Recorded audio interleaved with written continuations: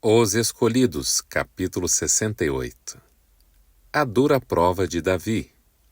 Davi e seus homens não participaram do combate entre Saul e os filisteus, apesar de terem marchado com os filisteus para o campo de batalha. Enquanto os dois exércitos se preparavam para se enfrentar, o filho de Jessé ficou muito angustiado. Aquis esperava que ele lutasse ao lado dos filisteus. Poderia ele abandonar seu posto e se retirar do campo, demonstrando com isso ingratidão e traição a Aquis, aquele que o havia protegido? Tal atitude faria com que ficasse mal falado e deixaria os inimigos mais ameaçadores do que Saul quando com muita raiva. Mesmo assim, nem por um momento sequer ele pensou em lutar contra Israel e trair o seu país, tornando-se inimigo de Deus e de seu povo.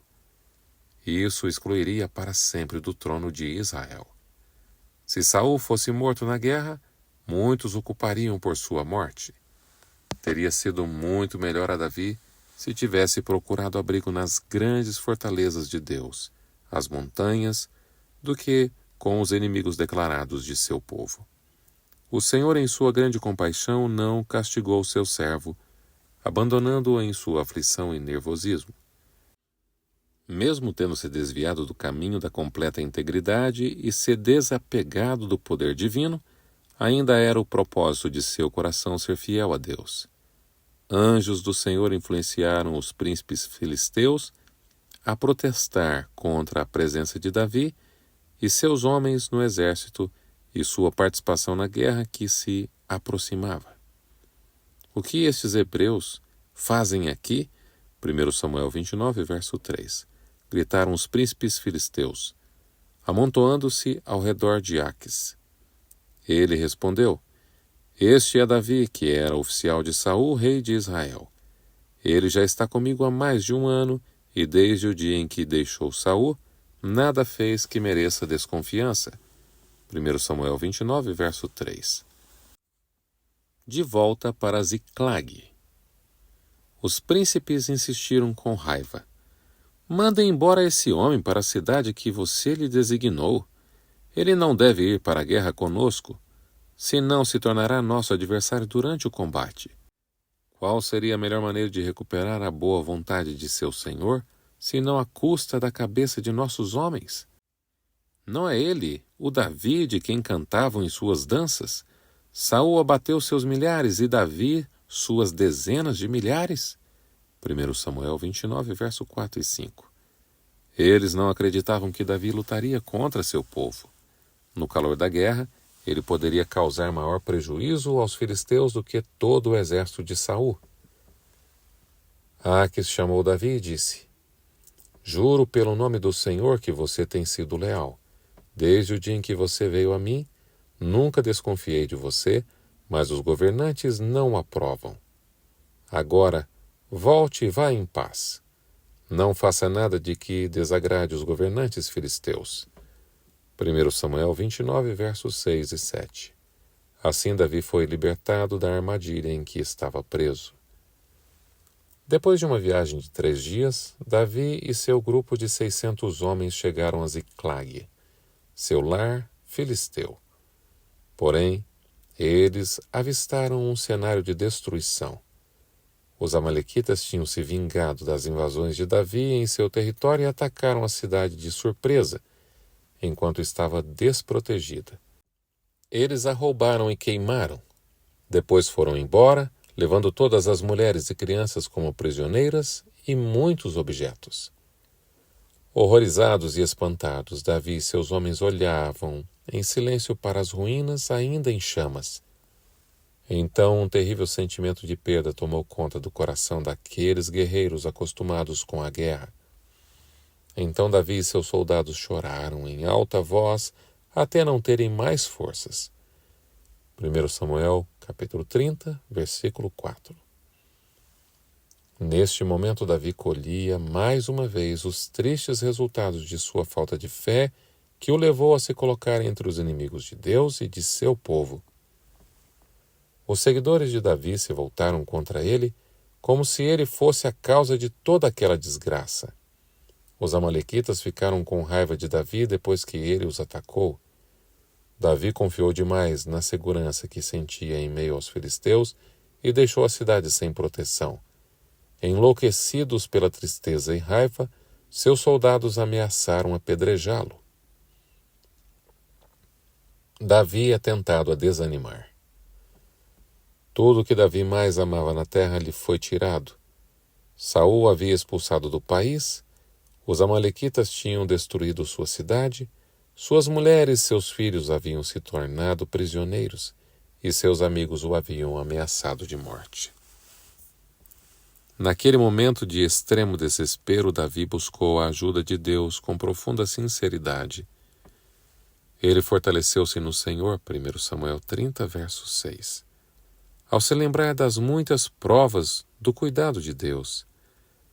Quando estiver com medo, confiarei em ti, Salmo 56, verso 3. Era isso que seu coração dizia. Ainda que ele não conseguisse ver nenhuma saída para seus problemas, Deus lhe mostraria o que fazer. Mandando chamar o sacerdote Abiatar, Davi perguntou ao Senhor: Devo perseguir esse bando de invasores? Irei alcançá-los? E o Senhor respondeu: Persiga-os, é certo que você os alcançará e conseguirá libertar os prisioneiros. 1 Samuel 30, verso 8. Davi e seus soldados saíram imediatamente atrás dos inimigos em fuga. Eles marcharam tão rápido que 200 dos homens ficaram tão cansados que tiveram que parar para descansar. Davi continuou com os 400 homens que restaram. Avançando, eles encontraram um escravo egípcio que parecia estar quase morrendo de fraqueza e fome. Quando foi alimentado, voltou à vida. Ele tinha sido abandonado pelas forças invasoras para morrer ali.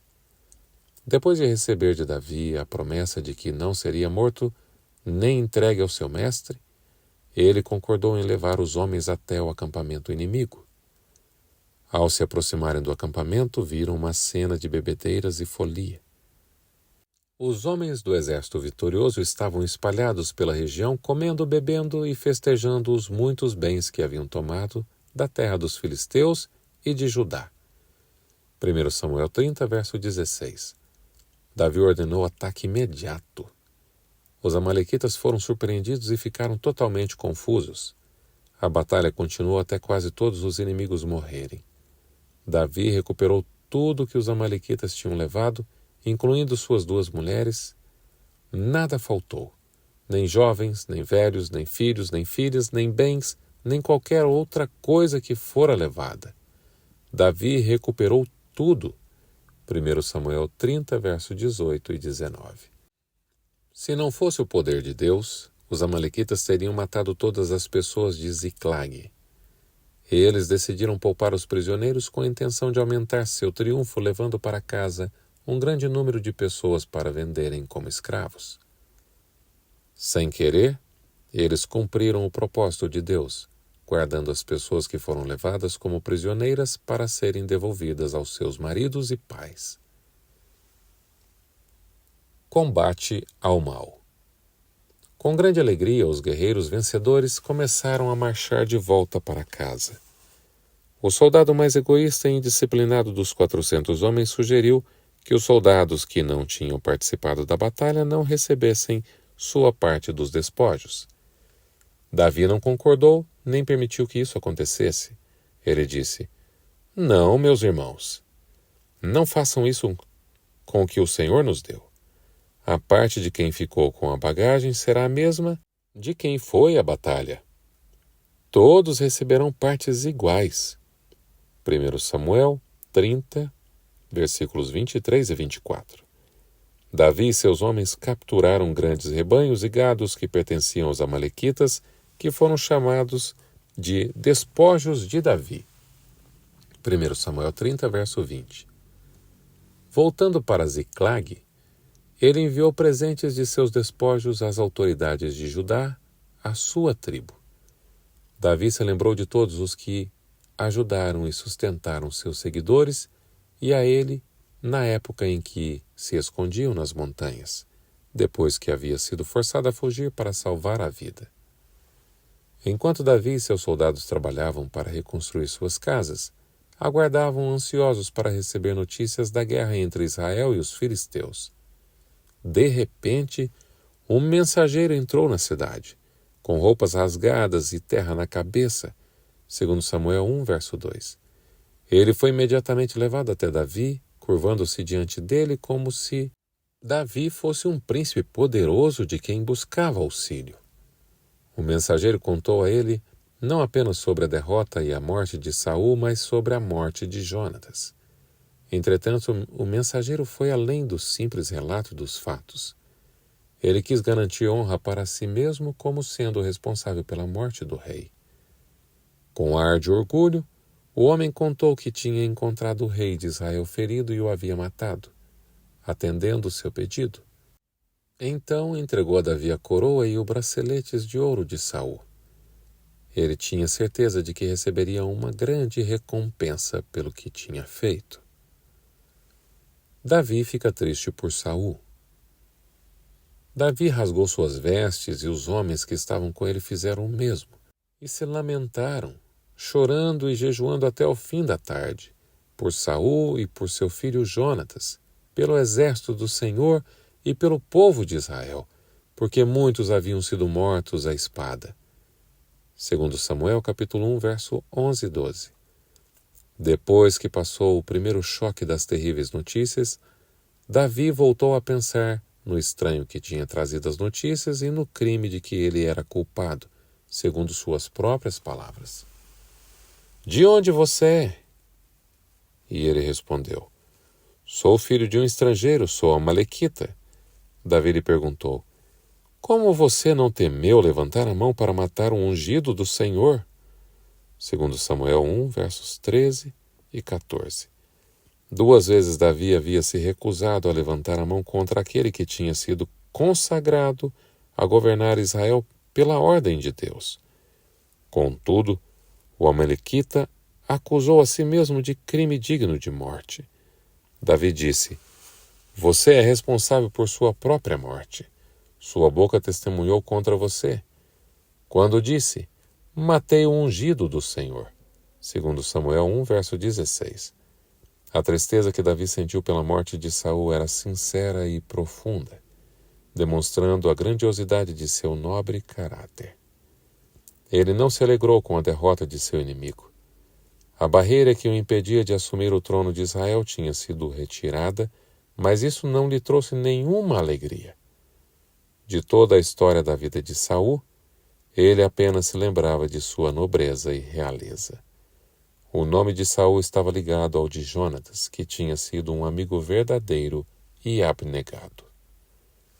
Davi expressou os sentimentos de seu coração em forma de canção, que, mais tarde, tornou-se uma preciosidade à nação de Israel e ao povo de Deus ao longo das eras futuras. Segundo Samuel capítulo 1, versos 19 a 27. O fim do capítulo 68.